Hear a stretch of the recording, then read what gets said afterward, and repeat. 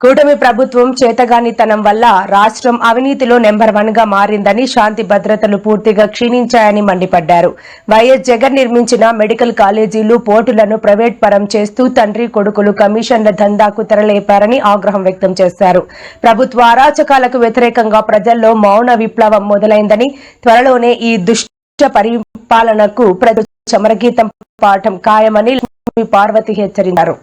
ఒక బాధ, దుఃఖం, ఏడుపులు ఎవరన్నా చూడండి, రాష్ట్రంలో ఏ వర్గానన్నా తీసుకోండి, ఎన్ని కళాశాలలు నాడు నేడు కింద ఎన్ని పాఠశాలలు బాగైనాయో, ఇంగ్లీష్ విద్యను తీసుకొచ్చి పేద విద్యార్థులకు కూడా అందుబాటులో తీసుకొచ్చి చదివించినటువంటి ఆ విద్యా విధానం, ఆ పైన ఎన్ని అత్యాచారాలు ఆడపిల్లల మీద చేస్తున్నా, అదేవిధంగా హత్యలు చేస్తున్నా, ఇన్ని రకాలు చేస్తున్నా కూడా వాళ్ళ మీద ఎక్కడా కూడా కేసు ఉండదు. పోలీసులు భయపడిపోతున్నారు.